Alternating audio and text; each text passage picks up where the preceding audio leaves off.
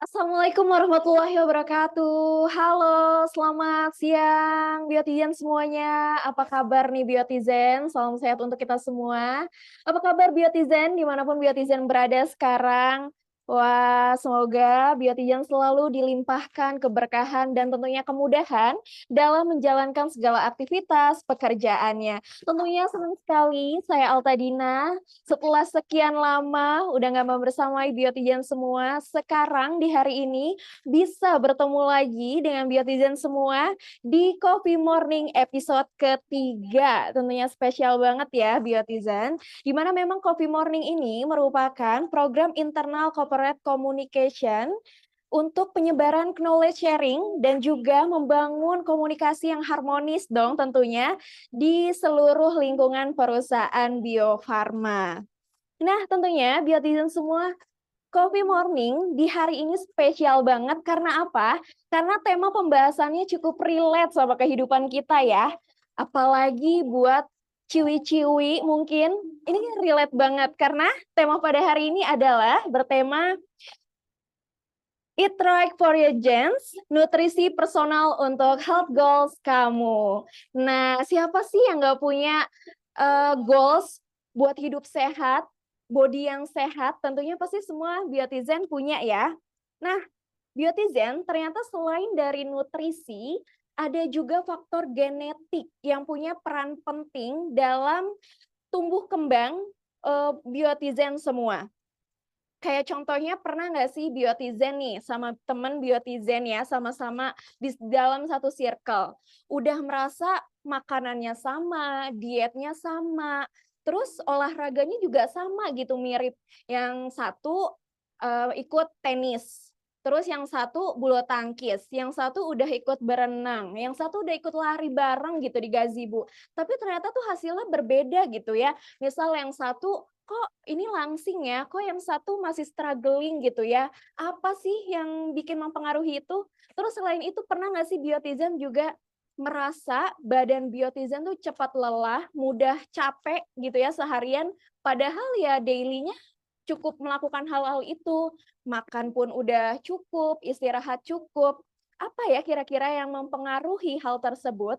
Nah, Biotizen ternyata itu bisa jadi dipengaruhi oleh genetik Biotizen itu sendiri. Jadi, suatu tubuh memang sangat unik. Jadi, nutrisi dan gaya hidup yang cocok di satu orang belum tentu cocok di orang lain. Nah, episode kali ini spesial, jadi bisa jadi pada Coffee Morning hari ini menjadi langkah awal perubahan hidup Biotizen untuk bisa hidup lebih sehat ya. Karena suatu tubuh memiliki cerita, dan satu cerita dimulai dari satu hal, yaitu gen. Nah, tentunya karena kepedulian perusahaan melalui corporate communication berkolaborasi dengan Nala Genetics, kita menyiapkan wadah ruang untuk Biotizen semua untuk mendalami, untuk menyelami lebih dalam terkait apa ya kira-kira nutrisi yang pas untuk genetik yang setiap Biotizen ini berbeda gitu. Nah, tentunya hari ini kita punya narasumber yang luar biasa expert pada bidangnya, tentunya Biotizen sudah nggak sabar ya. Makanya tetap ikuti sampai akhir, siapkan catatan kecilnya karena ini berharga sekali ilmunya. Nah, tanpa berlama-lama, mungkin langsung saja kita telah kehadiran narasumber luar biasa. Kita panggil langsung Kak Feni yang merupakan ahli gizi dari Nala Genetics. Halo, selamat siang Kak Feni. Halo, siang Teh Dina. Salam kenal Wah, luar ya biasa nih teman-teman. Kak. Udah nggak sabar. Terima kasih ya Kak sebelumnya. Nah, boleh nih Kak, langsung aja mungkin Kak Feni ya bisa sharing-sharing ke Biotizen semua terkait apa tadi ya kebutuhan nutrisi untuk setiap genetik masing-masing. Oke, baik. Terima kasih Teh Dina. Selamat siang untuk Bapak Ibu, teman-teman Biotizen ya. Dipanggilnya tadi saya baru enggak juga Biotizen, mungkin Bio Farma Netizen gitu ya. Jadi senang banget, terima kasih atas undangannya. Saya Feni, nutritionist dari Nala Genetics. Saat ini saya juga sedang mendalami untuk topik-topik seputar genomics, wellness, ataupun sport nutrition juga. Hari ini harapannya mungkin kita bisa cerita-cerita sharing gitu ya. Kebetulan kalau ngomongin genetics, erat kaitannya kadang cuma digunakan untuk melihat apakah orang ini benar anak kandung saya atau enggak. Tapi sebenarnya more than that, kita bisa dapat informasi yang banyak banget dari genetics. Jadi yang nantinya akan kita bahas di sesi siang hari ini gitu ya. Oke, mungkin aku mau izin untuk slide-nya boleh dimunculkan dari tim. Oke, boleh Kak. Sebentar. Nah, udah terlihat Kak Fen? Belum, di saya belum.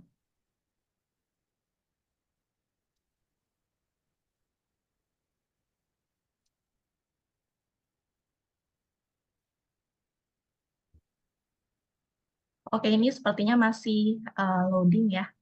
Nggak apa-apa, kita tunggu.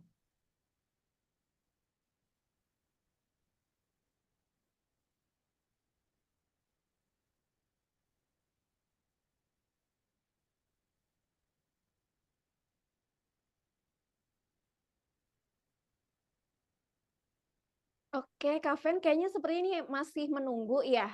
Mm-mm. Iya, jadi Kak Oke, Feni aman. nanti kita memang dari Bio Farma ya, udah nggak sabar juga nih nunggu bagaimana penjelasan dari Kak Feni. Nah, sepertinya Mm-mm. sudah muncul Kak Feni? Sudah muncul. Oh iya, Oke, baik. aku mau minta Persilakan tolong Kak Feni. next ya. Terima kasih. Tadi kita sudah sedikit perkenalan, saya Feni, lulusan dari Brawijaya. Saat ini saya menjadi ahli gizi di Nala Genetics, dan memang tadi ngomongin genetics kita fokusnya terhadap DNA gitu ya, genomics, dan juga seputar kesehatan fokusnya. Karena kalau cerita sedikit tentang Nala Genetics, berawal mula dari salah satu founder kami. Beliau itu keluarganya kebetulan ada terkena interaksi dari obat-obatan gitu ya. Padahal kan pengennya mungkin kalau kita minum satu obat-obatan supaya kita jadi lebih membaik dari profil kondisi kalau semisal kita sakit, tapi ternyata yang muncul adalah efek samping. Nah, dari sana co-founder kami melihat, oh ternyata kok bisa beda ya tiap orang, yang satu minum obat kok aman aja, tapi yang satunya kok minum obat dapat efek samping, dan kebetulan terjadi oleh salah satu keluarga dari co-founder kami. Beranjak dari sana, Nala Genetics mulai melihat lagi efek DNA sebenarnya selain dari obat-obatan kemana, yang seperti tadi Teh Dina sepertinya lebih expert juga ya cerita kalau ternyata genetik tuh lebih dari itu. Kita bisa kasih tahu kalau sebenarnya ada orang yang mungkin kayak turun berat badannya lebih lama, atau mungkin kok gampang lemas. Apakah mungkin ternyata ada kaitannya terhadap kekurangan zat gizi. Nah, inilah yang nantinya akan kita bahas dalam materi kita di hari ini. Aku boleh minta next slide lagi. Nah, karena audiensnya di sini pekerja semua ya. Kebetulan saya pekerja juga, dan kemungkinan kita punya pattern yang mirip-mirip gitu ya. Kerja ada yang dari jam 8, ada yang dari jam 5. Nah, sekarang yang mau saya tanya adalah dari pilihan makan-makannya gitu ya. Kira-kira pemilihannya apakah sudah baikkah atau belum? Boleh di next slide lagi.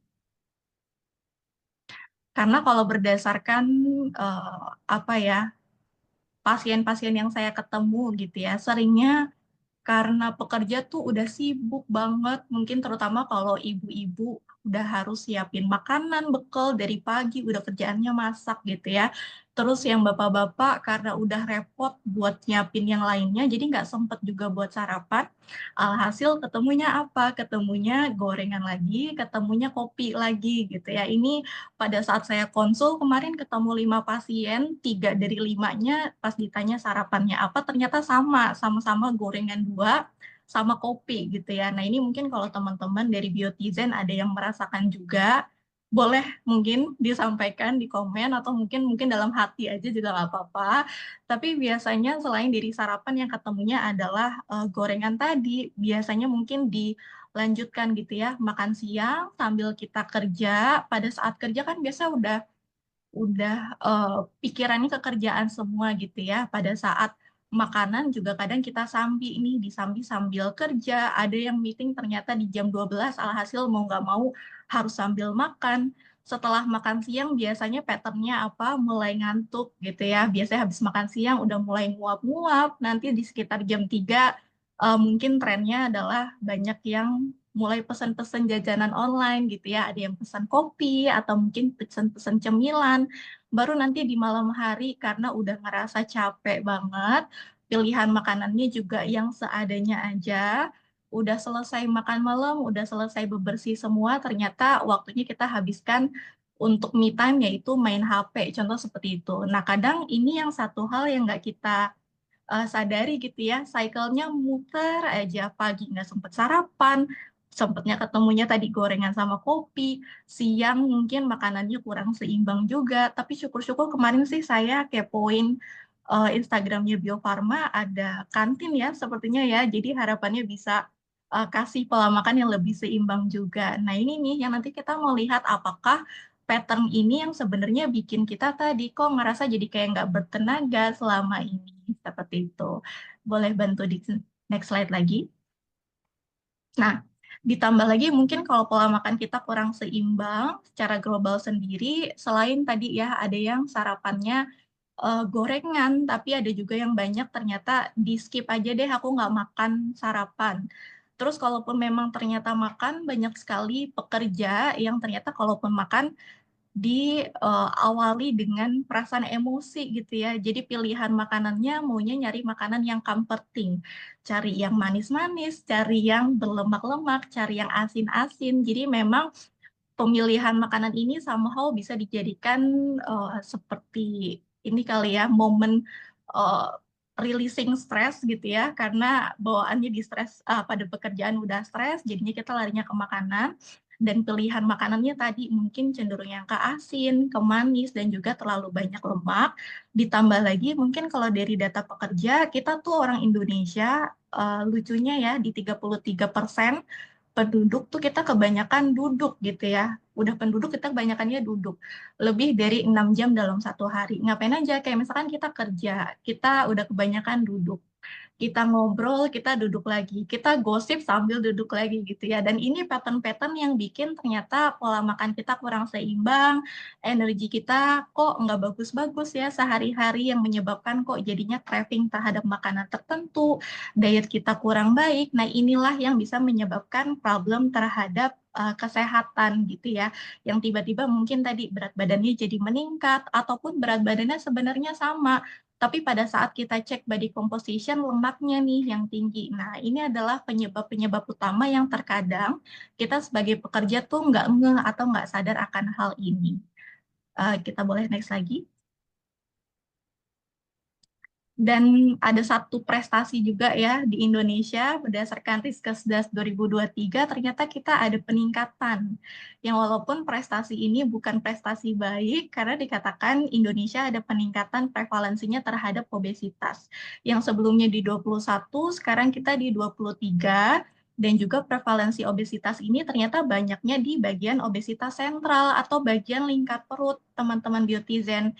Jadi mungkin kalau kita sering dengar stigma orang semakin sukses biasanya semakin belendung gitu ya perutnya. Harapannya ini stigmanya bisa kita hapuskan karena perut yang semakin membesar itu menandakan ada penumpukan lemak yang banyak pada bagian perut kita dan ini yang tidak kita inginkan.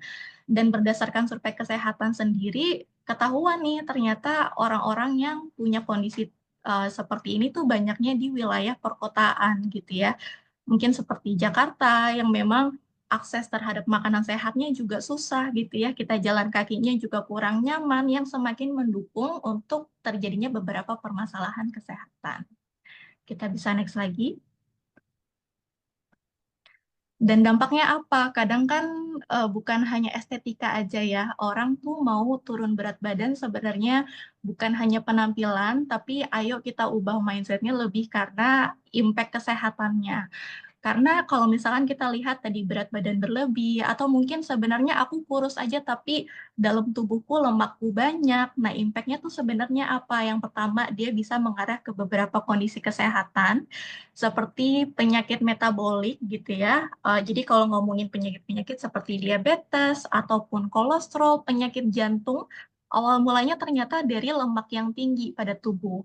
Nah, ini mungkin PR buat teman-teman biotizen nanti di rumah. Kalau misalkan ada lingkar gitu ya, lingkar yang biasanya untuk ngukur baju, medline, nanti di rumah boleh cek. Kalau misalkan lingkar pinggangnya lebih dari 80 untuk yang perempuan dan lebih dari 90 untuk laki-laki, ini perlu hati-hati karena Ini menjadikan salah satu tanda kalau ada penumpukan lemak di bagian perut kita. Nah, kalau ada penumpukan tersebut yang meningkatkan bahaya terhadap beberapa penyakit yang tadi sempat kita bahas di awal, seperti itu. Kita bisa next slide lagi. Nah, impact-nya apa? Tadi selain karena kesehatan, oke, ada yang terkena gula darah tinggi, ada yang terkena tekanan darah tinggi, atau kolesterolnya tinggi. Ini sering disebut sebagai istilah metabolic syndrome, teman-teman. Jadi, ada istilah baru yang mungkin kita kan biasanya cuma taunya hipertensi ataupun gula darah tinggi aja ya. Tapi sebenarnya kumpulan gejala ini seperti lingkar pinggang yang tinggi, tekanan darah tinggi, gula darah tinggi, dan kolesterol yang tinggi, kalau kita gabungkan, biasanya dia disebut sebagai kumpulan gejala metabolic syndrome. Di mana gejala metabolic syndrome ini bisa meningkatkan risiko terhadap adanya penyakit kardiovaskular. Dan di sini kalau dari data sendiri kelihatan ya penyakit kardiovaskular menjadi penyumbang utama rankingnya ranking 1 yang bisa menyebabkan angka kematian tertinggi. Tapi yang saya yakin pastinya dari teman-teman Beautyzen kan nggak mau ya untuk mendapati hal tersebut. Kita pastinya sebagai manusia pengen tetap sehat terus supaya kita bisa menjalani peran kita mungkin yang sebagai anak supaya bisa ngejaga orang tua gitu ya. Atau yang mungkin sudah punya anak juga pengen menjalankan perannya sebagai orang tua supaya bisa mendukung untuk anaknya tumbuh kembang, bisa mendapatkan cita-citanya. Tapi untuk menjalankan peran tersebut kan sebenarnya butuh tubuh yang sehat gitu ya, tubuh butuh yang sehat, mental yang baik, dan juga fisik yang bugar. Nah, inilah 3 harapan ini yang sebenarnya perlu kita jaga dengan cara kita memaintain kesehatan kita. Kalau kita boleh next lagi. Dan ini satu istilah yang lagi common banget di pekerja-pekerja. Ada satu istilah sitting disease. Jadi karena tadi ya riset bilang di atas 30% orang dewasa itu kita kebanyakan duduk sampai lebih dari 6 jam. Yang impact-nya ternyata si sitting disease ini dia ada kaitan dengan angka kematian yang semakin tinggi. Kenapa? Karena aktivitas fisik kita rendah, mungkin terus makan kita juga nggak karuan. Ini yang bikin korelasinya terhadap beberapa penyakit yang sudah tadi kita bahas di awal. Jadi ternyata impact-nya lumayan besar ya kalau kita kebanyakan duduk. Mungkin satu hal yang paling gampang kelihatan adalah teman-teman Biotizen kalau gampang low back pain atau nyeri gitu ya. Kita nggak sadar kebanyakan meeting, kebanyakan ngerjain sesuatu, ternyata tiba-tiba kok belakang punggung nggak nyaman. Nah, ini udah menjadi salah satu tanda kalau sebenarnya kita nggak boleh terlalu lama duduk. Jadi apa yang bisa dilakukan? Macam-macam ya. Mungkin seperti contoh yang biasanya kalau kita terlalu fokus, nanti kita bisa setting alarm untuk setiap 30 menit aku stretching deh, stretching ringan aja nanti duduk dari bangku, ngelakuin beberapa gerakan stretching. Atau yang biasanya kalau misalkan keseringannya habis makan siang cuma duduk aja sambil main HP scrolling. Sekarang habis makan siang coba deh kita jalan kaki gitu ya 15 menit aja supaya kita tetap ada langkahnya dan gak terlalu banyak duduk. Atau cara lainnya lagi supaya tetap kita bisa sisipin gak kebanyakan duduk. Contoh kebiasaannya adalah parkirnya deket banget sama pintu masuk. Nah, sekarang karena udah tahu bahayanya kalau kebanyakan duduk dan kurang gerak, parkirnya agak jauh supaya kita jalan kakinya lebih banyak dan kita bisa terhindar dari kemungkinan sitting disease ini. Gitu. Kita bisa next slide lagi. Dan harapannya teman-teman Biotizen nggak mengabaikan rasa lelahnya ya. Jadi kalau misalkan suka tiba-tiba kayak kok aku nggak bisa mikir nih sama sekali, aku diajak meeting kok rasanya susah banget ya buat ngeluarin ide-ide gitu ya. Terus mungkin selain nggak bisa mikir atau trouble to concentrate, ada kesulitan tidur juga kok belakangan ini aku walaupun udah nggak main HP masih tetap nggak bisa tidur. Atau gejala-gejala lain seperti contoh, kok aku gampang banget capek, lelah, terus nyeri-nyeri otot, sampai kadang beberapa mungkin ada yang harus cuti setiap bulan gitu ya, karena badannya memang udah di tahap yang capek banget atau lelah banget. Harapannya teman-teman biotizen nggak mengabaikan rasa lelahnya, karena mungkin aja rasa lelah ini menjadi salah satu tanda kalau tubuh kita kekurangan dari suatu zat gizi gitu. Jadi ini yang perlu kita perhatikan tanda gejalanya pada tubuh seperti apa. Bisa next slide lagi. Dan kalau berdasarkan Kemenkes dan juga WHO, ini mungkin udah common sekali ya dibahas kalau sebenarnya sejak tahun 2014 tuh istilah gizi 4 sehat 5 sempurna udah nggak ada ya teman-teman. Sekarang kita udah ganti menjadi tumpeng gizi seimbang atau ya gizi seimbang itu sendiri yang sebenarnya lebih mencakup keseimbangan baik dari sisi porsinya, baik dari sisi pemilihan makanannya. Jadi semuanya in balance, lebih dalam kondisi yang seimbang. Jadi kalau misalkan nanti mau di zoom sedikit untuk bagian yang tumpeng gizi seimbang, di sini kita bisa lihat bagian yang paling bawah adalah karbohidrat gitu ya. Sering banget orang-orang bilang kalau mau diet ya udah yang penting nggak usah makan karbo. Nah, padahal anjurannya di sini karbo adalah pola makan utama nih, kebutuhan utama untuk tubuh kita supaya kita bisa memberikan energi yang paling cepat gitu. Jadi bukan karbonya yang kita hilangin, tapi lebih ke jenis karbonya yang kita perhatikan. Kita seringnya kalau makan kan mungkin ketemunya ada yang makan mie digabungnya sama nasi. Ada yang makannya mungkin seringnya ketemunya, aku nggak makan sih Mbak Feni, tapi aku ngopinya bisa sampai 2 kali sehari. Nah, ini nih hal-hal yang sebenarnya perlu kita lebih perhatikan. Nggak apa-apa makan nasi, nggak apa-apa makan karbo, tapi pilihnya yang lebih kompleks. Mungkin selain nasi kita bisa pilih kentang, kita bisa pilih apalagi yang mungkin singkong, jagung gitu ya, yang lebih kompleks. Selain itu, dari sisi pemilihan karbohidrat, kita lihat di layar keduanya ya. Di layar kedua, yaitu adalah kebutuhan sayur sama buah-buahan biotizen. Jadi, peran sayur dan buah-buahan ini sendiri sebenarnya akan membantu kita untuk pemenuhan dari sisi vitamin, pemenuhan mineral, dan juga pemenuhan serat gitu ya. Dalam satu hari kita butuhnya 5 serving. Nanti boleh sambil refleksi diri ya, aku udah dapat 5 serving atau belum. Satu servingnya itu kira-kira 1 kepal. Jadi kalau misalkan makan sayur, harapannya bisa dapat 2 sampai 3 serving atau 2 sampai 3 kepal. Kalau untuk buah-buahan sama 2 sampai 3 kepal juga dalam satu hari. Fungsinya untuk memenuhi kebutuhan mikronutrisi pada tubuh kita. Nah, di layer ketiganya adalah kebutuhan protein. Kadang kita ketemu kalau makan kan seringnya ya udah karbo aja gitu ya, si lauk pauknya mungkin agak ketinggalan gitu. Jadi kalaupun kita makan mie, kadang cuma mie doang nih, nggak ketemu untuk proteinnya, nggak ketemu untuk sayurannya. Padahal protein sangat penting untuk tubuh kita, fungsinya untuk menjaga jaringan tubuh, untuk proses pembangunan juga pada tubuh. Jadi salah satu tanda yang paling sering lihat adalah kalau kita kekurangan protein, contohnya kayak rambut rontok gitu ya. Kalau teman-teman rambutnya gampang rontok, nah kita lihat lagi proteinnya dapat nggak? Karena protein ini yang berfungsi untuk menjaga tadi tumbuh lebatnya rambut. Kalau misalkan tadi ada gejala rambutnya gampang rontok, mungkin lebih perhatikan lagi asupan proteinnya udah dapat atau belum. Dan dari tumpeng gizi seimbang ini yang nantinya akan ditranslate menjadi pola makan piring T. Jadi kalau teman-teman lihat di sini porsinya mungkin gambarnya agak terlalu bule ya, tapi bisa kok kita convert ke makanan-makanan Indo.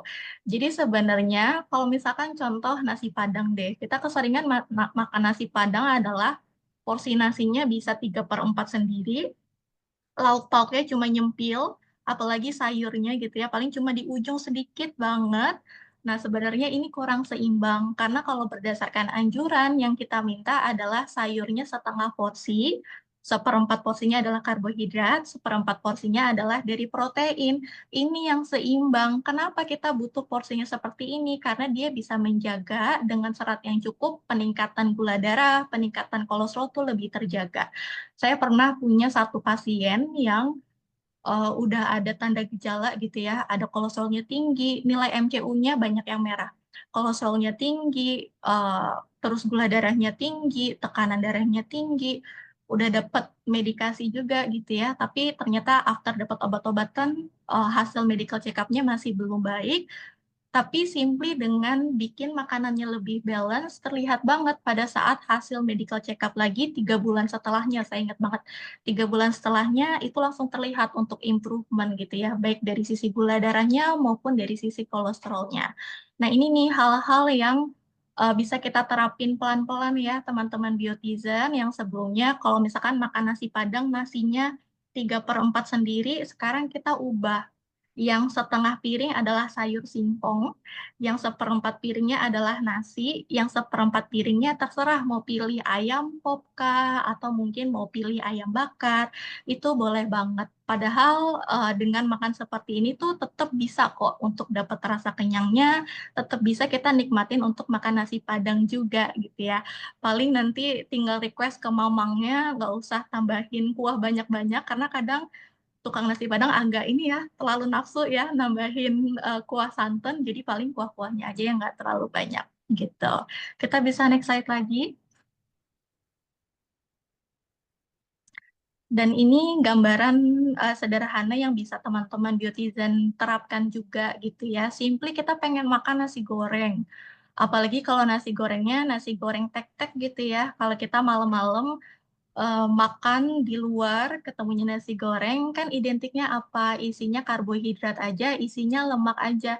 Sekali makan fun fact-nya ya, makan nasi goreng tuh bisa sampai 800-900-an kalori. Lumayan banget. Padahal kalau kita lihat mungkin porsinya nggak terlalu banyak, tapi karena tadi penambahan minyaknya yang tinggi, dia yang menyumbang sumbangan kalori yang lumayan besar.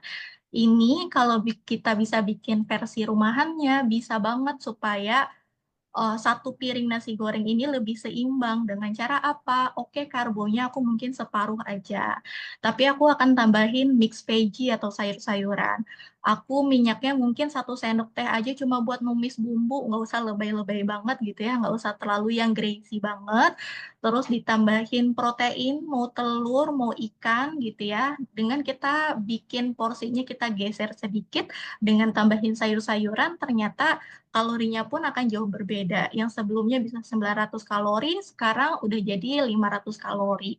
Jadi kalau teman-teman saat ini mungkin tadi pada saat refleksi diri, oh iya lingkar pinggangku ternyata udah besar, terus status giziku juga udah tinggi, aku lagi pengen untuk proses penurunan berat badan. Nah, inilah kita bisa mulai dari proses-proses yang kecil dulu gitu ya, sesimpel dengan kita mengganti makanan kita, kita bisa tambahin proteinnya, kita bisa tambahkan dari sisi sayurannya juga. Boleh next slide? Nah, cuma kalau misalkan tadi kita ngomong pola makan gizi seimbang, ini adalah pola makan yang diadaptasi secara populasi gitu ya. Jadi kalau sebagai ahli gizi, sebagai dokter gizi, biasanya tuh kita punya level tersendiri, level edukasi kepada masyarakat, kita akan masuknya terhadap bagian yang tumpang gizi seimbang aja. But when it comes ke personalized diet, ke personal tiap masing-masing orang tadi seperti Teh Dina cerita, orang-orang tuh sebenarnya beda-beda kebutuhan gizinya. Ada istilah one size doesn't fit all, yang artinya piring makanku mungkin aja nggak cocok untuk kebutuhanmu, karena biasanya selain kita akan akses kebutuhan berat badan, tinggi badan, kita akan lihat lagi nih, profil laboratoriumnya bagus atau enggak. Tapi selain itu kita akan lihat satu lagi yaitu dari profil genetik.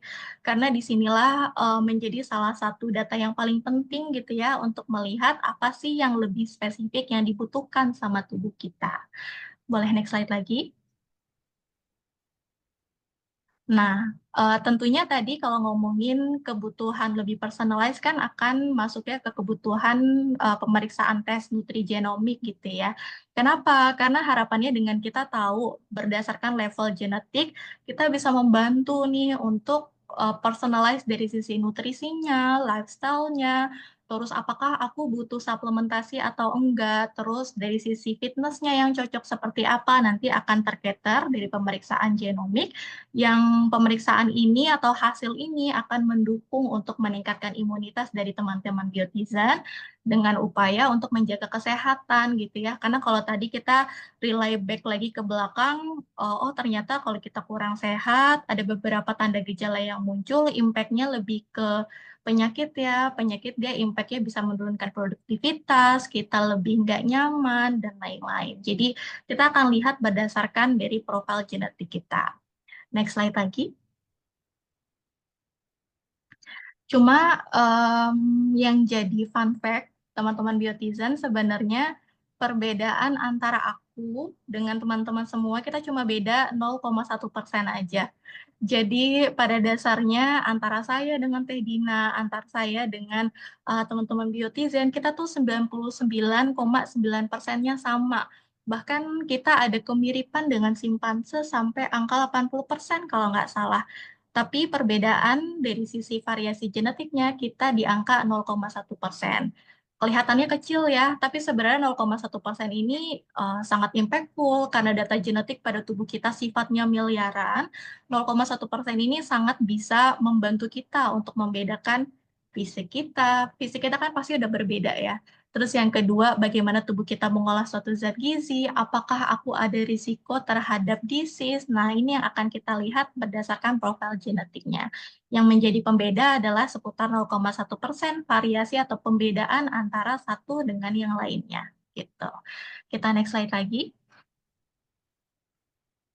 Dan berdasarkan harfiahnya apa sih? Jadi Mbak Feni, Nutrigenomics, pada dasarnya Nutrigenomics adalah satu blueprint atau cetakan pada tubuh kita yang bukan hanya melihat perbedaan mata, perbedaan telinga, perbedaan hidung ataupun tinggi badan yang biasanya kita dapat dari data genetik, tapi Nutrigenomics bisa membantu kita untuk melihat bagaimana sih respon nutrien, respon fitness.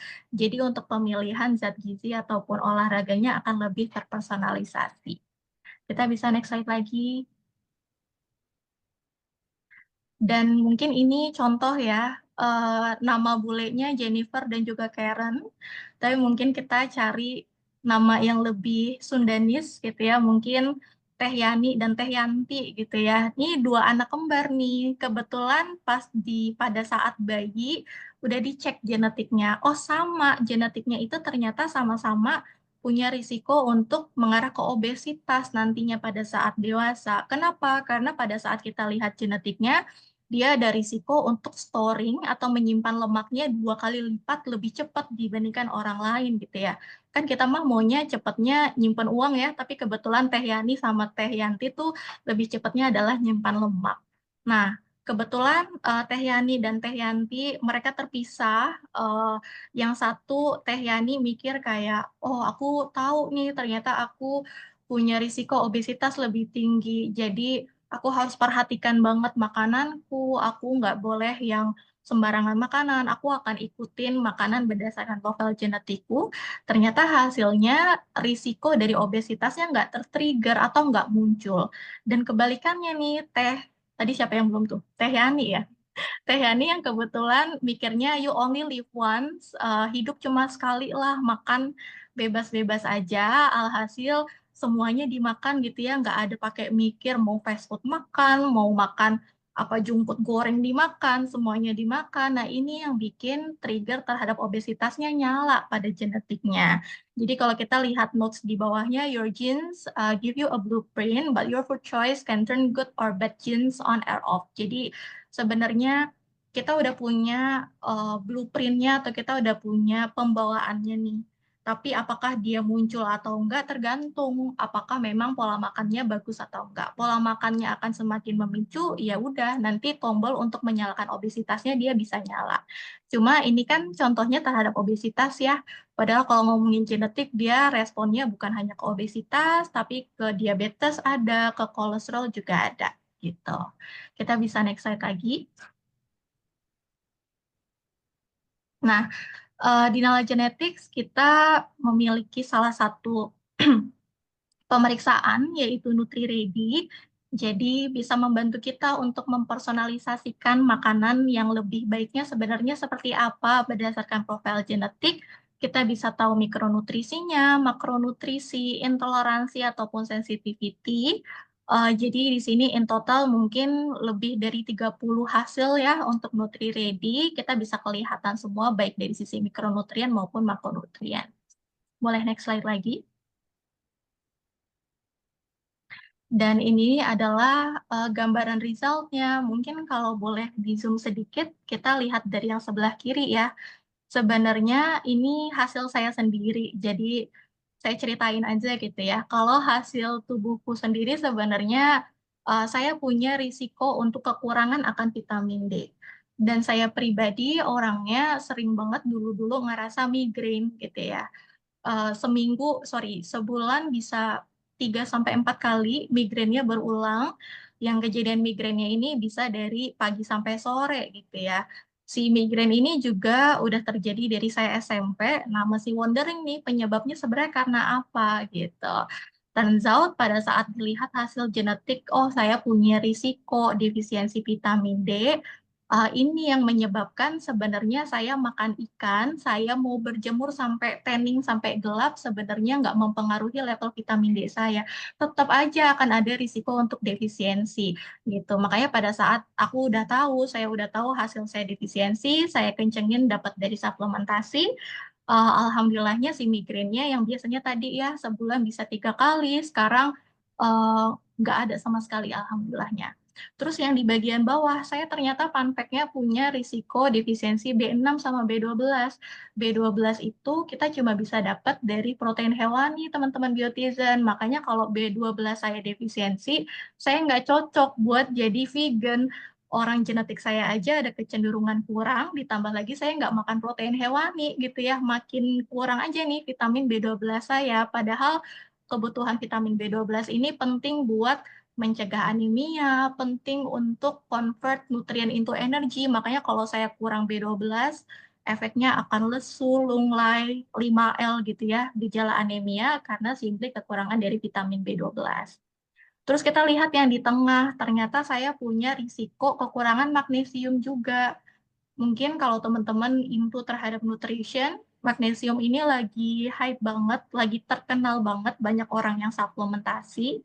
Karena fungsinya sendiri magnesium selain untuk menjaga tekanan darah, untuk tercegah dari diabetes tipe 2, latest publikasi bilang juga magnesium kita kalau defisiensi ada korelasi terhadap kejadian depresi sama anxiety. Nah, ini ada kaitannya sama magnesium. Kebetulan magnesium saya rendah, jadi ya perlu lebih fokus gitu ya untuk meningkatkan magnesium, bisa dapat dari bahan makanan ataupun dari suplementasi. Dan lucunya di bagian yang sebelah kanan, respon karbohidrat saya itu tinggi.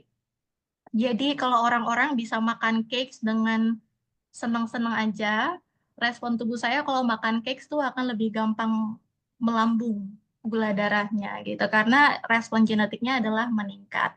Tapi kalau misalkan nanti dokter gizinya atau ahli gizinya mau lihat lagi gennya apa, kelihatan ternyata gen ini ada korelasinya terhadap kondisi diabetes tipe 2. Jadi secara garis besarnya, genetik saya lebih gampang terkena diabetes karena respon terhadap karbohidratnya lebih gampang untuk meningkatkan gula darah. Terus kelihatan juga ternyata saya kolesterolnya gampang naik kalau makan bahan makanan yang tinggi kolesterol. Ada orang yang bisa makan telur sampai 4 biji gitu ya, kuning telurnya dimakan aja, tapi saya nggak bisa karena respon tubuh saya tuh gampang banget buat ningkatin kolesterol. Ditambah lagi untuk intoleransi, nyala semua di sini ya. Saya punya lactose intolerance, gluten saya sensitif, kafein saya sensitif. Jadi kemarin kebetulan saya lagi ke coffee shop terus beli es kopi susu, ditambah lagi saya pesen donat juga gitu ya. Jadi triple combo, udah ada glutennya, udah ada laktosanya, udah ada kafeinnya. Padahal sebenarnya by genetik saya nggak bisa dengan makanan tersebut. Untuk yang laktosa saya baru ngerasa sih kayak di usia, nggak perlu sebut usia ya, di belakangan ini kok saya kalau minum kopi susu langsung ngerasa kembung. Yang saya pikir, oh ini kayaknya karena kopinya nih, tapi udah saya ganti kan. Saya pilihnya ke matcha yang kadar kafeinnya nggak terlalu tinggi. Pas dilihat lagi kok masih kembung juga, kok jadi sendawa mulut. Turns out ya inilah karena si laktosa. Tubuh saya tuh nggak bisa em, bekerja dengan maksimal untuk memecah laktosa. Terus yang kedua yang lucunya adalah saya punya caffeine intolerance juga.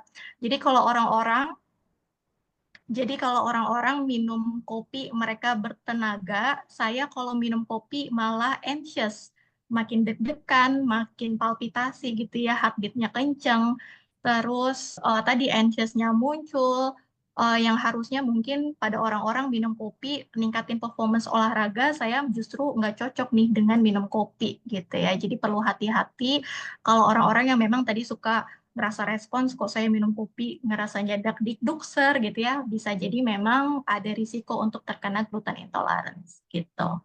Kita bisa next slide lagi. Nah, ini adalah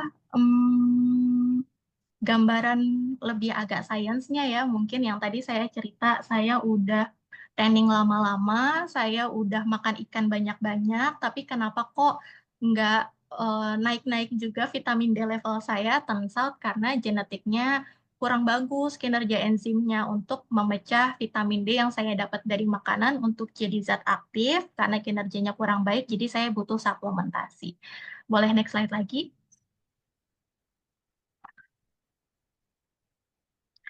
Dan juga untuk omega 3 sama, ternyata saya juga kurang kalau misalkan cuma makan dari ikan aja. Udah saya makan ikannya mungkin sebagai pekerja kadang kan kita suka susah ya cari menu-menu ikan. Jadi mungkin kita baru ketemu makan ikan tuh seminggu cuma 2 sampai 3 kali gitu ya saking susahnya. Keseringannya kan kita ketemunya apa? Entah ayam, ikan, telur gitu kan. Dan karena genetikku juga ada risiko omega 3 ku defisiensi, akan semakin punya impact nih terhadap kolesterolnya. Kolesterolku gampang meningkat, omega 3 ku kurang, padahal omega 3 yang seperti kita tahu ya, teman-teman dia bermanfaat untuk menjaga keseimbangan kolesterol juga. Makanya untuk omega 3 ini aku harus lebih fokus lagi untuk meningkatkan dari sisi frekuensi konsumsinya, ataupun aku bisa dapat dari sisi suplementasi.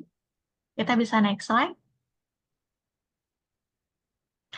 Dan ini yang tadi saya cerita, karena karbohidrat saya gampang meningkatkan risiko terhadap diabetes tipe 2, saya nggak bisa banyak-banyak makan karbo, terutama makan karbo yang jenisnya gluten. Gluten ini lagi hype banget ya belakangan teman-teman biotizen, jadi em, risiko saya terhadap penyakit autoimun celiac disease tuh meningkat 21% kalau saya makan gluten.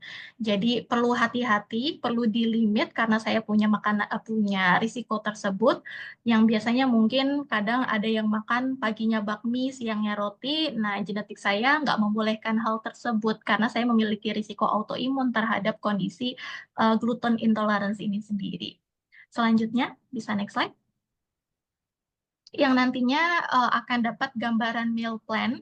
Cuma meal plan ini sebagai gambaran utama aja ya, kira-kira kebutuhannya dalam satu hari berapa banyak, terus pilihan makanannya dapat dari apa aja, nanti akan terlihat dari pengetesan Nutri-Ready. Next slide lagi. Yang nantinya pemeriksaan Nutri-Ready ini akan digabungkan dengan pemeriksaan Life Ready. Jadi kalau tadi Nutri lebih ke nutrition atau zat gizi, Life Ready ini lebih ke lifestyle. Jadi kita akan gabungkan untuk faktor fitnessnya, faktor alergi, faktor skinnya, maupun faktor tidur dan juga inflamasi nanti akan kelihatan. Next slide.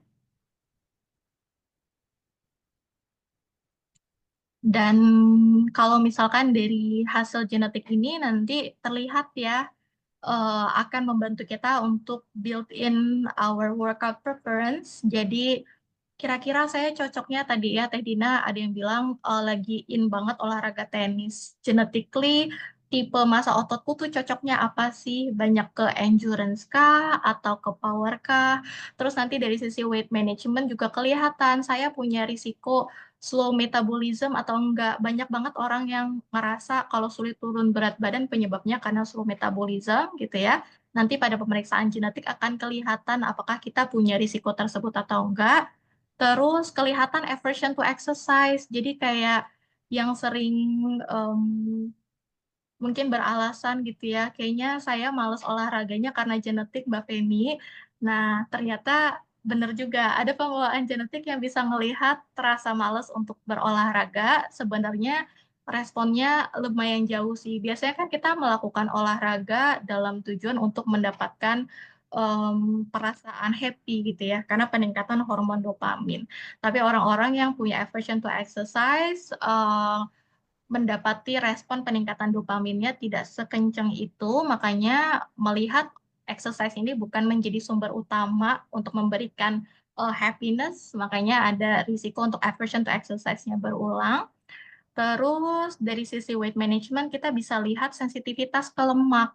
Jadi tadi ya ada orang kan kita harapannya mau gampangnya adalah gampang nyimpen uang, tapi kebetulan di genetik saya tuh sensitivity to fat-nya nyala juga. Saya tuh lebih gampang buat nyimpen lemak gitu. Padahal pengennya nyimpen uang gitu ya, tapi ternyata genetiknya lebih gampangnya nyimpen lemak. Terus risiko injury dan soreness akan kelihatan juga sama muscle recovery. Jadi kalau ada yang exercise, contoh kayak tenis, terus kok rasa DOMS atau nyerinya nggak selesai-selesai ya, udah 3 hari aku masih ngerasa nyeri. Nah, bisa jadi memang tendensi recover-nya tuh lebih lama by genetiknya. Ini nanti dokter gizinya atau ahli gizinya akan tahu kalau sudah ada pembawaan seperti ini, mereka akan lebih enak, akan tambah antioksidan apa ya supaya pada saat lagi exercise recovery-nya lebih cepat, nyerinya nggak terlalu tinggi. Nah, nanti biarkan itu menjadi tugas dokter gizinya untuk milih penambahan supplementasi apa. Selanjutnya kita bisa next.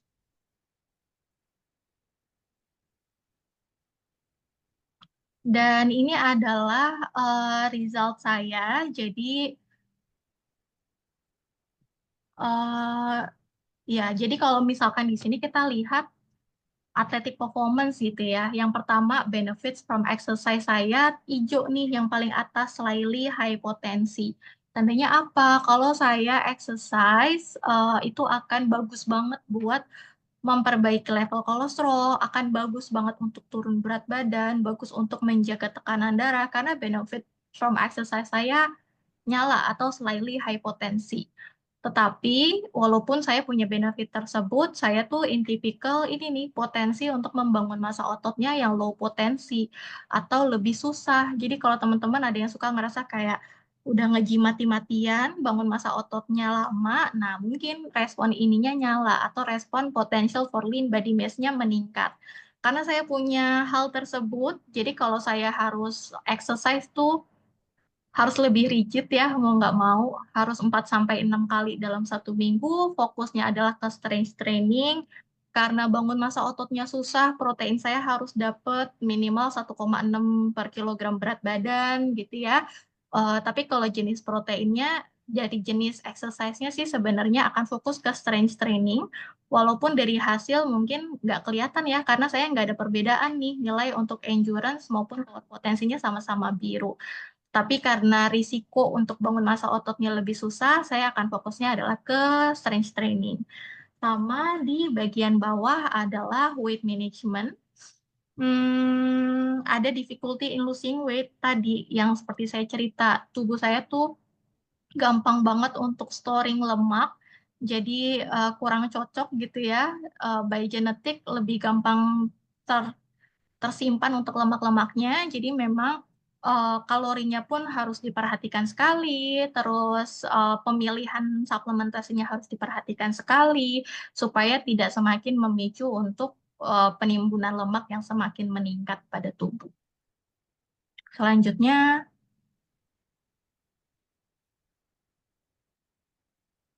boleh next slide.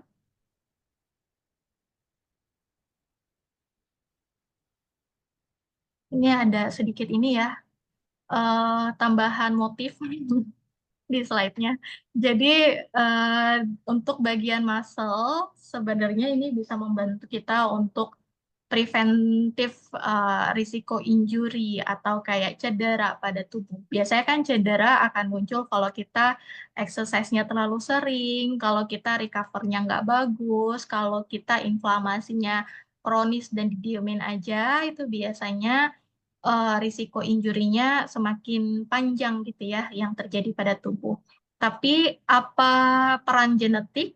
Peran genetik ini akan ngasih tahu kalau misalkan struktur kolagen kita lebih rendah, jadi lebih rawan nih terkena injuri, makanya mungkin lebih hati-hati terhadap jenis olahraga tertentu. Genetik kita akan kasih tahu juga risiko inflamasi yang tinggi. Jadi kalau misalkan tadi inflamasinya tinggi, risiko injurinya semakin tinggi, akan menjadi data tambahan gitu ya buat dokter gizi. Akan meningkatkan informasi juga kalau untuk menyembuhkan atau healingnya gitu ya, injurinya lebih lama atau enggak, yang nantinya akan ada persepan antiinflamasi dari dokter, kalau memang by genetiknya benar adanya gitu ya, ada risiko injurinya yang lebih tinggi dan recover-nya lebih lama. Lalu selanjutnya, boleh next slide.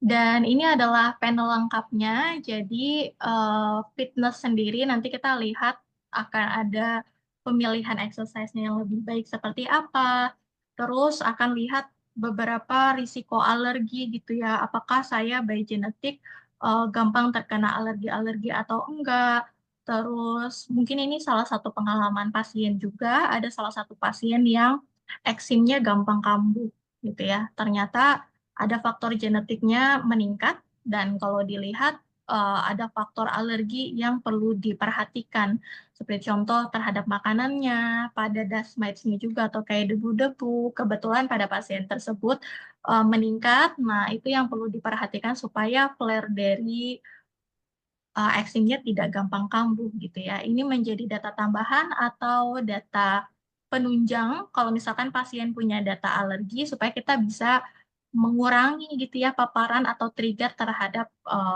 alergi tersebut seperti itu. Kita next slide lagi.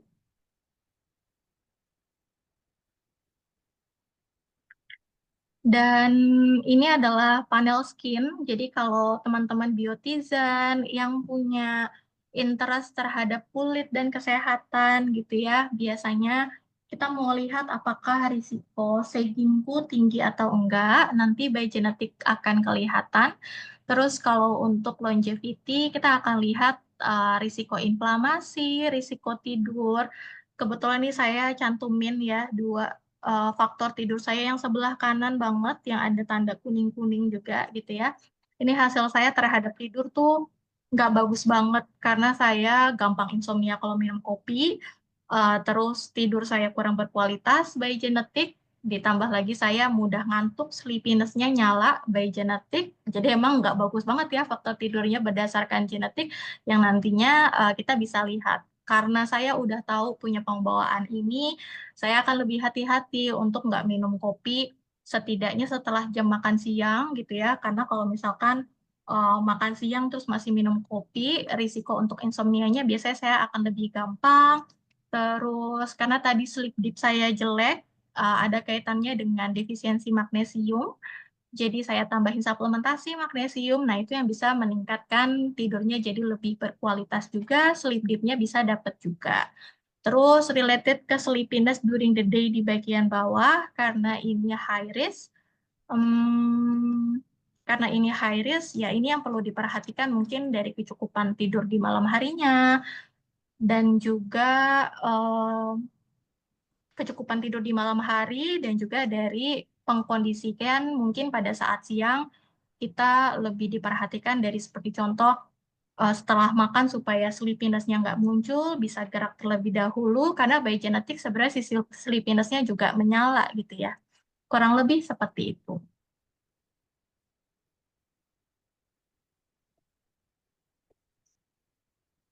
Oke, selanjutnya. Dan ini ada harga spesial buat teman-teman Bio Farma, Biotizen. Jadi kalau tadi yang saya ceritakan adalah pemeriksaan wellness gitu ya, Nutri Ready dan juga Life Ready. Tapi Nala Genetics kami juga menyediakan beberapa pemeriksaan lain seperti contoh pemeriksaan terhadap obat-obatan yang sesuai atau RX ready disebutnya. Terus kita melihat risiko screening terhadap penyakit juga disebut sebagai mamo ready dan cardiac ready. Jadi kalau mamo ready kita akan melihat risiko terhadap kanker payudara, dan kalau untuk cardiac ready kita akan lihat terhadap risiko penyakit jantung gitu ya. Nanti akan kita lihat kalkulasinya apakah akan ada peningkatan risiko atau enggak. Karena hari ini kebetulan ada special promo untuk teman-teman Biotizen, mungkin kalau mau di screenshot dipersilakan. Nanti kalau misalkan mau tanya-tanya ke teman-teman Nala, monggo banget dan boleh banget gitu. Terus terakhir mungkin take notes-nya, karena genetics kita punya informasi yang banyak sekali untuk tubuh kita gitu ya. Kita bisa memberikan banyak sekali informasi yang kita bisa dapatkan dari pemeriksaan genetik. Tapi other than that, walaupun kita tahu genetik kita tadi ya, seperti contoh Yani dan Yanti udah tahu ada risiko obesitas, kita nggak boleh hanya rely based on our genetics, perlu juga diperhatikan dari faktor lifestyle-nya. Nah, faktor lifestyle-nya inilah yang akan kita lihat gitu ya, baiknya perlu penambahan suplementasi apa berdasarkan genetik, nantinya akan disesuaikan setelah pengetesan, akan ada konsultasi bersama dokter gizi. Kurang lebihnya seperti itu, mungkin terima kasih. Saya kembalikan lagi ke Teh Dina ya. Terima kasih. Iya, terima kasih Kak Feni. Wah, luar biasa ya. Tadi baru aja awal penjelasan udah ngerasa ketampar gitu ya kalau setiap pagi sarapannya pakai bala-bala sama kopi. Nah, semakin kesini penjelasannya semakin relate gitu ya. Kak Feni, luar biasa. Terima kasih sebelumnya Kak Feni. Nah, sebelum Biotizen yang ingin bertanya boleh nanti bisa langsung raise hand kalau ingin bicara langsung, atau boleh bertanya melalui kolom komentar. Nah, tapi sebelum ke Biotizen, boleh nggak nih Kak Feni, aku sharing-sharing sedikit ke Kak Feni ya? Mm-mm. Boleh nih. Kan Kak Teh Feni Dina? ini sebenarnya secara personal juga sih, karena ini berhubungan sama pengalaman aku ya. Ya, Jadi agak sedikit cerita gitu. agak Nah, Kak sedikit Feni, konsul ya. iya. Jadi Kak Feni, aku tuh kan rantau ya, merantau. Jadi sebelum Mm-mm. merantau itu, BB aku tuh menyentuh di hanya 45. Nah, Mm-mm. sekarang itu padahal hitungannya baru mau 2 tahun ya. Itu udah Mm-mm. naiknya udah jauh banget sampai ke ya 65 lah gitu. Mm-mm. Nah, padahal aku merasa pola hidup aku di sebelumnya di Jakarta sama di Bandung tuh sama. Dan memang Mm-mm. aku olahraganya pun sama. Dulu tuh olahraga yang nggak bukan yang suka olahraga juga. Cuma memang bedanya nih Kak Feni, aku tuh zaman sekolah ini aku suka banget olahraga. Kayak aku pernah ikut lomba lari, takraw, voli.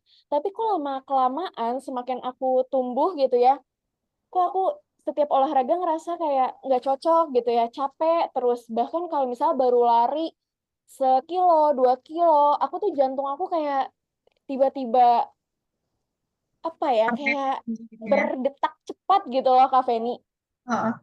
Pola makan padahal sama kayak sebelumnya, terus istirahat sama, nggak ada yang berubah.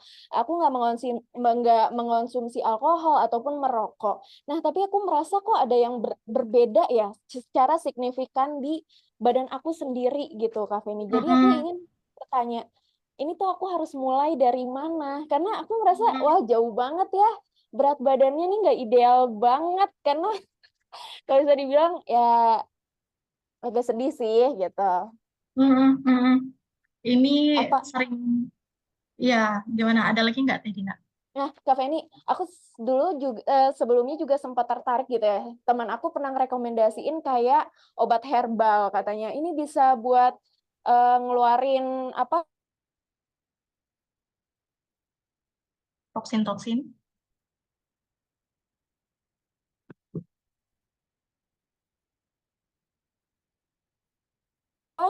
lemak-lemak kotor katanya. Dari mana ya biar aku tuh bisa punya BB yang ideal lagi kayak sebelumnya.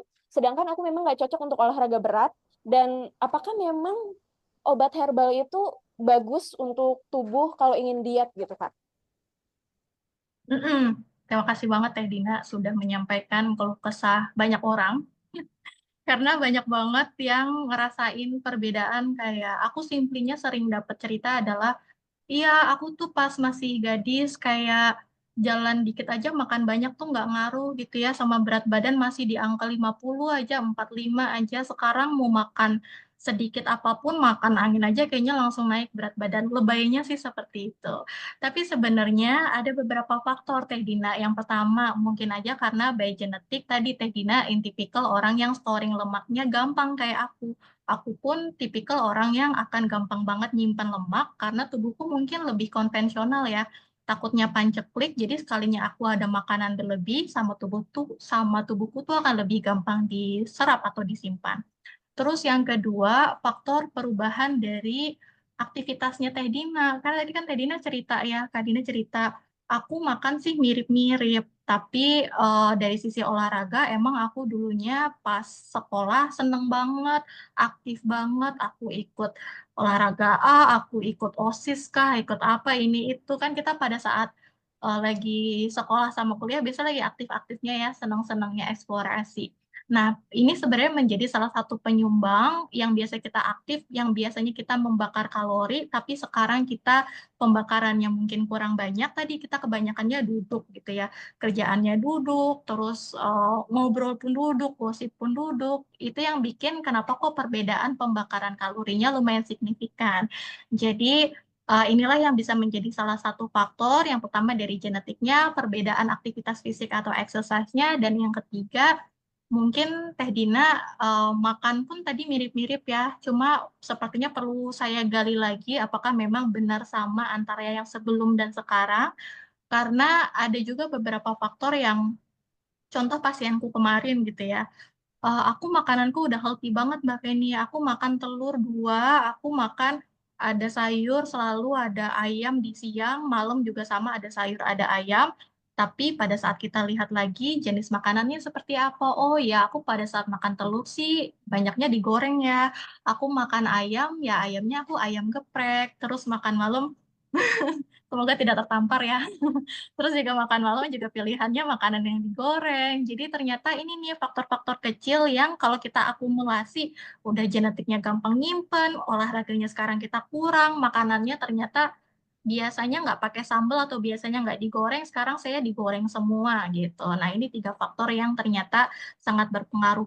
Sama yang keempat Teh Dina, faktor tidur. Faktor tidur tuh penting banget. Banyak orang yang kita tidurnya kurang ya, yang dianjurkan kan sebenarnya 6 sampai 9 jam. Kalau kita tidurnya kurang, sistematika kita untuk peningkatan berat badan tuh ada tiga. Yang pertama, kita tidurnya kurang, chance kita untuk makan lebih banyak gitu ya. Yang harusnya jam 10 aku tidur, tapi karena aku masih begadang, masuklah chips satu, dua gitu ya, kacang-kacangan masuk, minum-minuman masuk. Terus yang kedua, tubuh jadi lebih gampang untuk storing lemak kalau kita tidurnya kurang. Dan yang ketiga adalah decision untuk makan di kemudian harinya yang akan jadi kurang maksimal. Pernah nggak sih kayak kita kurang tidur, boro-boro mau cari makan salad, pastinya kan pengen cari yang comforting tubuh kan, kayak mungkin ya tadi pilihnya yang fast food aja yang cepet aja aku nggak mau mikir lagi nih karena udah capek juga gitu. Nah itu ada beberapa kemungkinan genetiknya, kemungkinan kurang gerak ataupun tadi makannya kita nggak sadar meningkat ataupun karena faktor tidurnya kita kurang. Jadi ada empat kemungkinan tadi sih Teh Dina yang ngerasa kenapa tiba-tiba bisa naik berat badan gitu ya. Gitu kurang lebihnya. Ya, secara drastis gitu ya, Kak Fen. Nah, terus Mm-mm. yang terakhir nih, Kak Fen, kalau mungkin kayak herbal-herbal gitu, Kak Fen?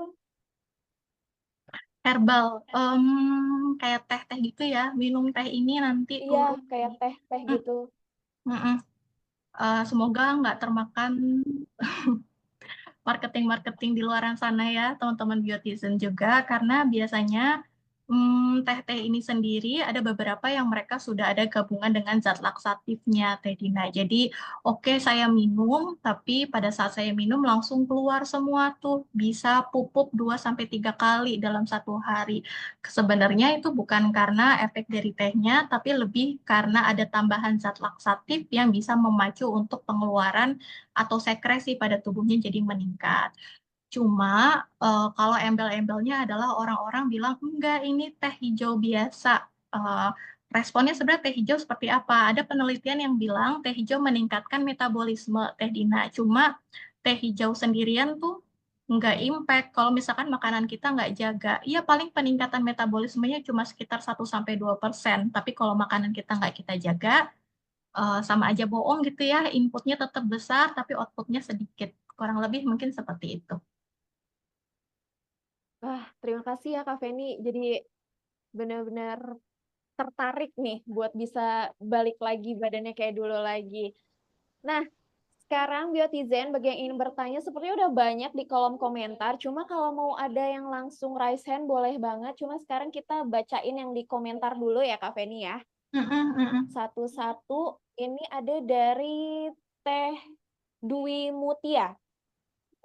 Menarik sekali informasinya. Perkenalkan, saya Dwi Mutia dari Produksi Buokon juga. Saya ingin bertanya, sampel pengujian yang digunakan menggunakan apa ya? Dan seberapa besar akurasi dari hasil pengujiannya? Karena untuk ekspresi gen kan ada faktor lain yang dapat mempengaruhi. Mau langsung dijawab, Kak Feni? Boleh.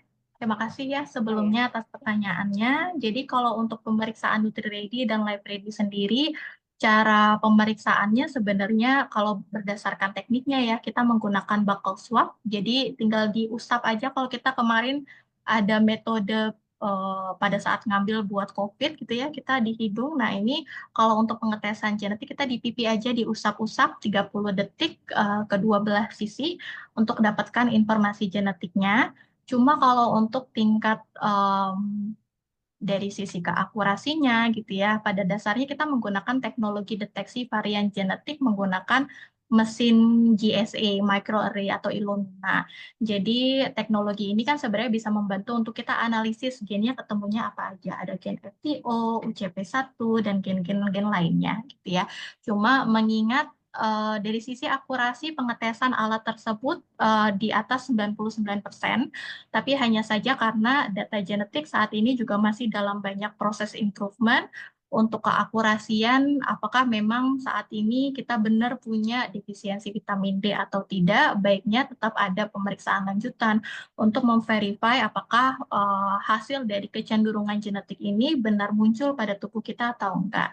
Tetapi ya ini ya, karena limitasi dari sekarang genetik lagi gencar-gencarnya, kita lagi cater data sebanyak-banyaknya, jadi memungkinkan sekali kalau misalkan memang ada update, dari Nala Genetics juga akan memberikan update-nya lebih lanjut. Cuma kalau untuk angka, akurasinya kita di atas 99% untuk pengetesannya dari alatnya itu sendiri. Iya, terima kasih. Nah, berarti pertanyaan dari Teh Santi udah terjawab juga ya. Tadi ditanya berapa persen tingkat akurasi tes. Tadi ya 99% berarti ya, Teh. Betul. Betul. Nah, selanjutnya ada pertanyaan dari Kang Ahmad Ainun Syaif. Nah, materinya sangat baik dan bermanfaat untuk disimak. Saya izin mau nanya, ada dua pertanyaan nih Kak Feni. Pertama, ada di slide menunjukkan kalau tidak salah sekitar 15% orang itu nggak sarapan. Seberapa penting sih sarapan untuk kita? Dan sebelumnya saya pernah dengar bahwa sarapan yang baik adalah tidak sarapan. Bagaimana untuk statement tersebut? Nah, pertanyaan kedua, apakah ada perbedaan signifikan antara metabolisme pria dan wanita? Karena dengan pola makan atau diet dan olahraga yang sama, tetapi hasil dari penurunan berat badan kita tuh lumayan jauh berbeda. Nah, terima kasih Kak Fen. Terima kasih. Seperti ini jadi calon pemenang ya, karena udah memborong 3 pertanyaan sekaligus. Tapi pertanyaannya menarik banget karena ngomongin sarapan, setiap orang pasti kan punya kecenderungan untuk sarapan atau enggak depends dari mereka tingkat kenyamanan gitu ya. Tapi kalau dari data memang kita akan anjurkan untuk sarapan karena sarapan sendiri akan membantu kita untuk yang pertama memberikan energi. Jadi pada saat makan siang kita nggak overeating, nggak kalap karena sering banget stigmanya aku kan skip sarapan, jadi siangku aku bisa makan banyak. Nah, stigma-stigma ini yang kalau misalkan kita tumpuk-tumpuk terus, nggak sadar yang bisa meningkatkan asupan kalori kita juga.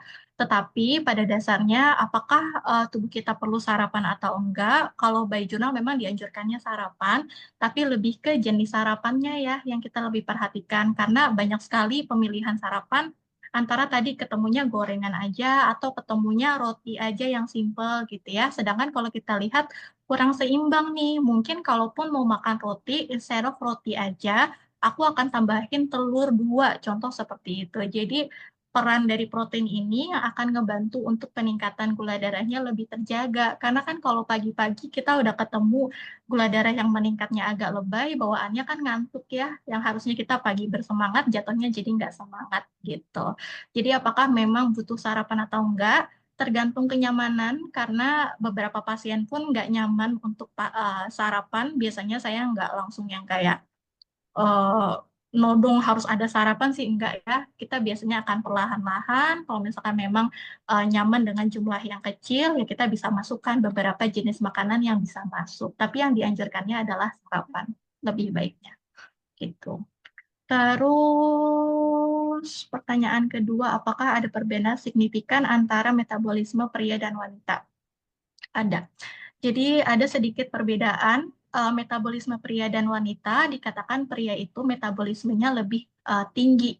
Makanya mungkin sebenarnya ini lebih berbeda dari sisi komposisi tubuh gitu ya. Perempuan itu kita lemaknya lebih tinggi dibandingkan laki-laki. Kalau laki-laki range lemaknya sekitar 10-20%. Perempuan tuh kita range-nya lebih besar, sekitar 20-30% amannya atau normalnya. Nah, perbedaan dari komposisi tubuh inilah yang membedakan kecepatan atau metabolisme dari masing-masing orang, baik itu pria maupun wanita. Ditambah lagi tadi perbedaan dari sisi genetiknya. Kalau emang genetiknya in typical yang slow metabolism, mau berat badannya sama antar perempuan yang sama aja, respon penurunannya akan tetap berbeda gitu ya. Karena mungkin yang satunya punya slow metabolisme atau metabolismenya yang lebih lama. Seperti itu. Terus Iya. yang terakhir, apa tadi ya? Karena pola makan sama. Oh ya, ini harusnya udah ke cover di yang kedua ya, Teh Dina ya. Terima kasih ya Kak Feni, ini udah menjawab semua tadi pertanyaan dari Kang Ahmad. Nih, Kak Feni sebenarnya banyak yang bertanya, sebenarnya banyak biotizen yang antusias loh, Kak Fen. Iya ya, Nah, ini Alhamdulillah. selanjutnya ada pertanyaan dari Teh Anissa. Izin bertanya, apakah hasil tes ini akan sama pada orang yang sama dalam waktu yang berbeda? Misalkan, apa jika tes dilakukan pada balita, hasilnya akan sama saat dia umur 17 tahun? Nah, Mm-mm. Pada dasarnya genetik kita kan nggak berubah ya dari waktu ke waktu. Pengetesan ini memang alangkah lebih baiknya kita tes secara lebih dini. Jadi untuk tahu faktor potensi ataupun risikonya seperti apa. Cuma memang biasanya akan ada perbedaannya adalah dari sisi literatur yang kami gunakan. Jadi mungkin saja akan ada updates. Nah, di sini salah satu janji dari Nala Genetics juga kita sering sekali untuk mengupdate ilmunya lebih dalam gitu ya. Biasanya kami akan informasikan kepada pasien yang memang sudah pernah pengetesan nutrigenetics, nutrigenomics, kita akan tawarkan apakah mau diupdate untuk hasil pemeriksaannya. Apabila memang ternyata ada hasil pemeriksaan yang terupdate, kita akan laporkan kepada pasien. Tapi pada dasarnya hasil pengetesan ini sebenarnya tidak ada perubahan. Misalkan kita gen yang hari ini adalah FPO, dengan RS number tertentu, nanti ke depannya akan masih tetap sama. Tapi pemeriksaan lebih dini ini lebih baik karena kita tahu jadinya ada risikonya seperti apa, potensinya seperti apa, jadi kita bisa prevent lebih awal gitu ya, sebelum terkena atau terjangkit lebih awal. Kurang lebihnya mungkin seperti itu, Teh Dina. iya, baik. Terima kasih. Sudah terjawab ya, Teh Anissa. Nah, ini selanjutnya ada pertanyaan dari Teh Junitia. Saya izin bertanya seputar pentingnya sarapan. Seperti apa yang disebutkan tadi bahwa sarapan itu penting. Namun bagaimana jika ada orang yang sarapan paginya itu dengan menu lengkap tapi mudah mual? Bagaimana Mm-mm. porsi sarapan yang bagus untuk kasus tersebut dan menu apa yang baiknya disantap sarapan pagi agar tidak mudah mual? Hmm. Nah, tadi tingkat penerimaan, terima kasih ya sebelumnya. Tingkat penerimaan sarapan tiap orang tuh beda-beda. Makanya saya nggak akan mendorong gitu ya. Kamu sebelumnya nggak sarapan harus sarapan ya. Enggak, karena tadi ada sebagian orang yang bisa menerima tubuhnya untuk sarapan dengan lengkap, tapi ada sebagian orang yang aku nggak nyaman justru dengan sarapan. Tapi kalau misalkan fungsi sarapan ini sebenarnya selain menjaga energi kita supaya lebih stabil, dia bisa membantu untuk mencukupi kebutuhan kita juga. Karena terkadang, sekarang kan lagi ngetren banget terms intermittent fasting ya, Teh Dina. Jadi ada orang yang makan cuma 2 kali atau bahkan makannya cuma sekali, dirapel jadi satu. Intermittent fasting boleh-boleh aja bisa menjadi salah satu tools kalau misalkan kita mau penurunan berat badan karena kan kita ngekat nih makan yang biasa 3 kali kita jadi cuma makan 2 kali. Tetapi ada kecenderungan pada saat kita intermittent fasting kemungkinan zat gizinya nggak tercukupi dengan baik. Makanya dianjurkanlah untuk sarapan supaya kita bisa dapat nih semua energinya, semua kebutuhan nutriennya yang dialokasikan di sarapan, makan siang maupun makan malam. Nah, kalau pertanyaannya gampang mual, berarti memang nggak cocok untuk sarapan yang jenisnya besar sekali, kayak contoh nasi uduk gitu ya. Itu kan porsinya besar sekali. Mungkin kalau misalnya memang nggak nyaman untuk porsi yang lumayan besar, cari aja porsi-porsi yang kecil-kecil tapi balance. Mungkin kalau favorit saya sih biasanya ya udah 2 telur sama 1 ubi contoh. Atau misalkan mau makan yogurt sama buah ya udah yang kecil-kecil aja, yang simple-simple aja itu bisa ngebantu banget untuk pemenuhan asupannya juga gitu ya. Kalau tadi kita contohnya 2 telur sama ubi, berarti udah dapat proteinnya, udah dapat vitamin mineralnya, udah dapat karbohidratnya juga. Atau kalau mau makannya adalah yogurt sama buah, ya udah dapat seratnya, vitamin, mineral, dapat proteinnya dari yogurt juga. Jadi lebih ke jenis pemilihannya sama tingkat penerimaannya. Apakah in typical harus yang porsi kuli di pagi atau ya tadi porsi-porsi yang mini-mini atau yang kecil-kecil. Cuma harapannya momen sarapan ini bisa menjadi ruang untuk pemenuhan zat gizi gitu ya. Kalau teman-teman biotizen mikirnya saya siang sama malam susah banget dapat buah sama dapat sayur ya udah. Inilah momen yang digunakan untuk memenuhi kebutuhan yang mungkinan susah gitu ya untuk kita dapetin di siang sama malam, kita alokasiin aja di pagi hari. Mungkin kurang lebihnya seperti itu. Semoga terjawab ya. Ya. Terima kasih Kak Feni dan sudah terjawab ya Teh Junit ya. Nah selanjutnya ada pertanyaan juga dari Biotizen. Ini kita pilih dari Teh Meiska. Nah, saya ingin bertanya, apakah minuman pengganti makanan yang sedang banyak diminati saat ini, khususnya yang sedang diet itu aman untuk dikonsumsi dalam jangka panjang? Dan apakah ada efek sampingnya, serta apakah kandungan di dalam minuman tersebut memang mencukupi kebutuhan tubuh? Terima kasih, Kak Fen. Terima kasih. Hmm, mirip-mirip sama pertanyaannya Teh Dina gitu ya. Eh, Tergantung klaimnya dan tergantung kandungannya teman-teman. Jadi perlu kita lebih fokus lagi kandungannya apa aja. Tapi yang utama tadi kita perlu lihat apakah by genetik memang butuhnya dari pilihan makanan tersebut. Tapi yang kedua, sebenarnya minuman pengganti ini kan lebih kayak sebagai minuman siap saji gitu ya, supaya kita bisa dapat kalori ataupun proteinnya dengan cara yang lebih cepat. Cuma kalau misalkan pertanyaannya adalah aman atau tidaknya, kita perlu take a look lagi dari jenis minumannya. Karena mungkin kalau berkaca di tahun 2018, kalau nggak salah ada salah satu brand yang memang dikatakan konsumsi terlalu lama meal replacement juga dan tidak baik efeknya terhadap tubuh. Tetapi balik lagi meal replacement ini kan sebagai pengganti. Alangkah baiknya kita bisa lebih fokus terhadap makanan utamanya gitu ya. Jadi kalau misalkan nggak susah nyari telur ya makan telur aja gitu, nggak susah nyari susu ya minum susu aja. Karena kan fungsinya meal replacement ini awal mulanya ya sejarahnya dia digunakan kalau misalkan memang kita kesulitan untuk mempersiapkan makanan. Tapi kalau nggak ada kesulitan, tetap back to basic sih saya biasanya menyarankannya. Karena kalau dari impact jangka panjangnya baru ada satu penelitian dan terhadap satu brand, tapi kalau sisanya kan kita nggak tahu nih, perlu lihat lagi lebih dalam gitu ya, kandungannya seperti apa, impactnya seperti apa kan kita sama-sama nggak tahu gitu. Paling yang perlu teman-teman perhatikan somehow meal replacement tuh kandungan gulanya juga lumayan tinggi Teh Dina. Jadi nanti dicek aja apakah kandungan gulanya tinggi. Dalam satu hari kebutuhan gula kita cuma 10% ya, teman-teman biotizen. Jadi contoh kebutuhan kaloriku 1.500 berarti kebutuhan gula aku cuma sekitar 150. 150 itu kan kalori, nanti tinggal bagi 4 gitu. Nah, baru kelihatan berapa gram kebutuhan gulanya dalam satu hari. Cuma baiknya back to basic aja ya. Kita carinya dari bahan makanan utama dulu aja. Gitu, terima kasih. Iya. Terima kasih Kak Feni. Sudah terjawab ya Temiska.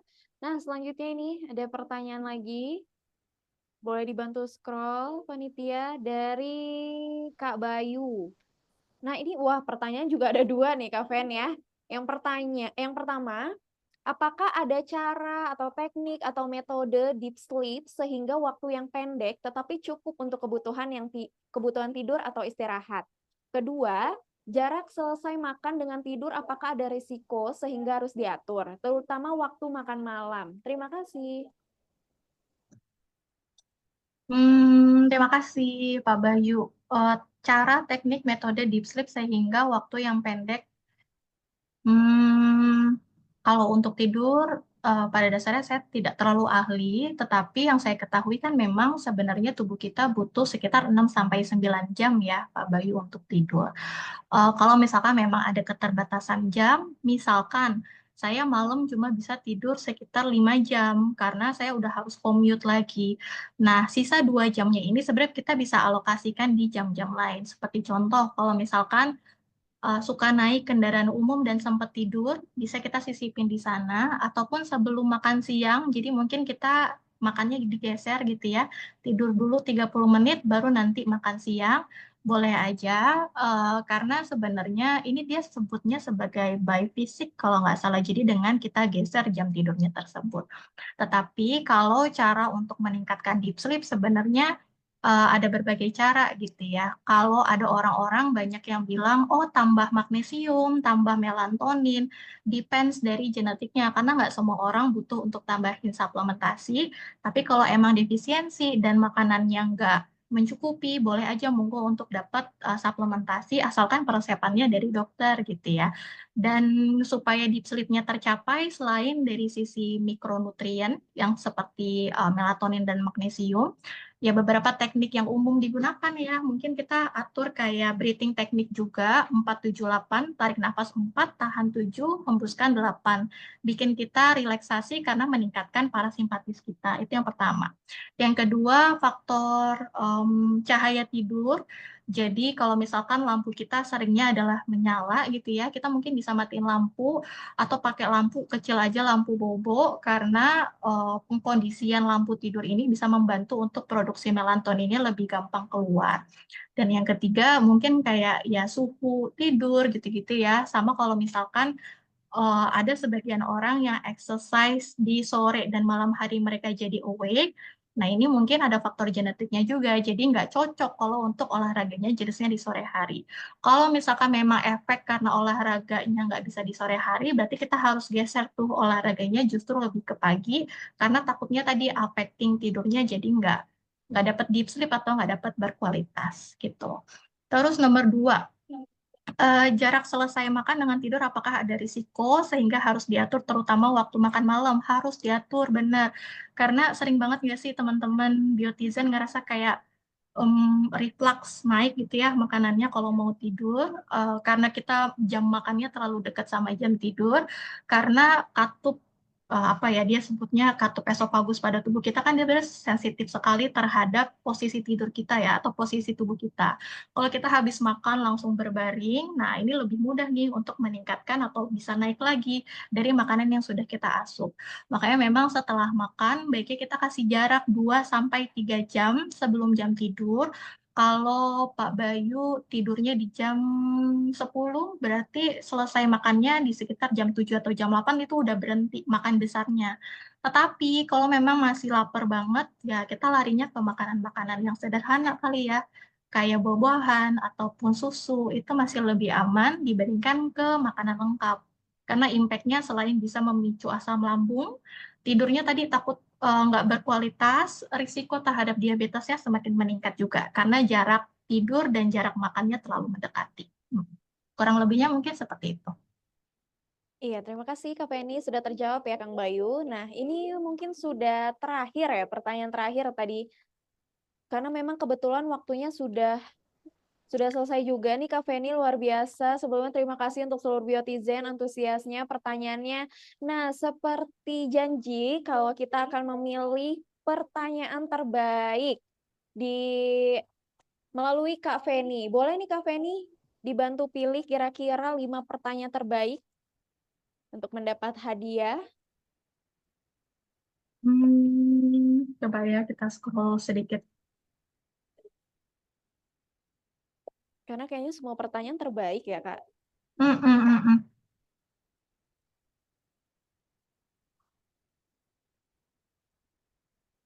Mungkin tadi yang pertama mau di pooling dulu atau langsung disebutin aja? Langsung aja Kak. Langsung aja ya. Yang pertama tadi saya suka untuk pertanyaannya Kak Dwi Mutia. Terus ini siapa lagi ya? Hmm, hmm, hmm, hmm, hmm, hmm. Kak Anissa Savana. Terus selain itu,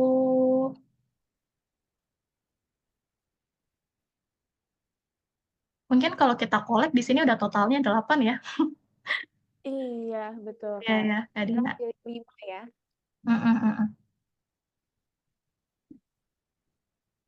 Tadi dari yang atas nama Pak Ahmad juga oke. Pak Ahmad. Ada titipan dari Nala ya. Pak Ahmad, Pak Judi Tia, Mbak Dwi Mutia, Mbak Anissa, Mbak Meiska, dan Pak Bayu.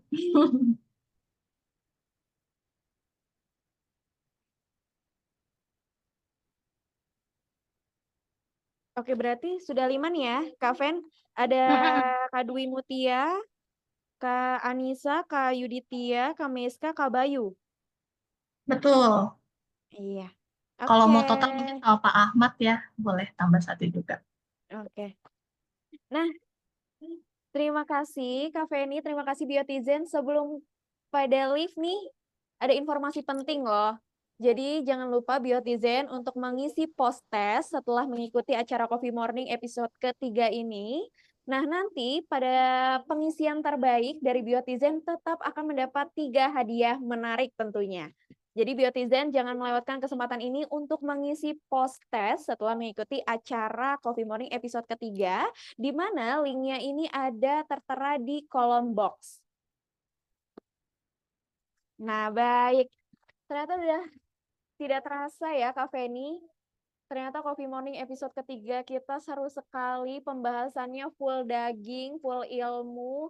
Bahkan dari sini nih nanti Biotizen setelah acara ini bisa mengubah hidup Biotizen ya untuk bisa lebih sehat lagi. Terima kasih Kak Feni, luar biasa atas waktu dan paparannya.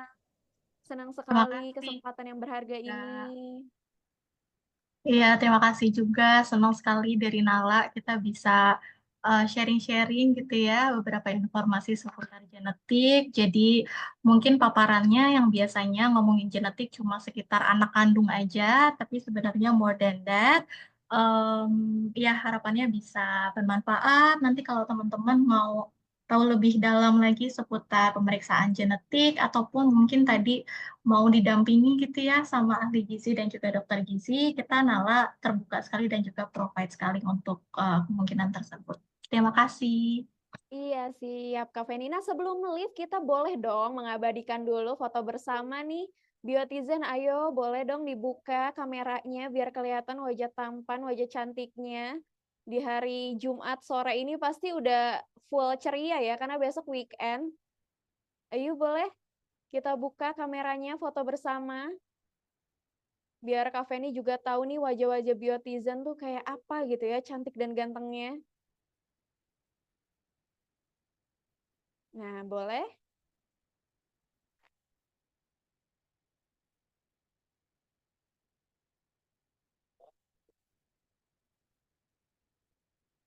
Oke. Nah, sudah. Terima kasih sekali lagi Kak Feni. Terima kasih Biotizen yang selalu setia menonton Coffee Morning setiap episodenya. Yang sudah setia juga menonton Coffee Morning sampai akhir acara. Terima kasih banyak Kak Feni atas ilmunya yang sangat berguna dan Biotizen, sampai bertemu lagi dalam episode Coffee Morning selanjutnya. Semoga Biotizen selalu dalam lindungan Tuhan Yang Maha Esa dan selalu jaga kesehatan. Akhir kata, saya Altadina, wabillahi taufiq wal hidayah. Wassalamualaikum warahmatullahi wabarakatuh. Sampai jumpa. Terima kasih. Assalamualaikum semuanya. Terima kasih Kak Feni.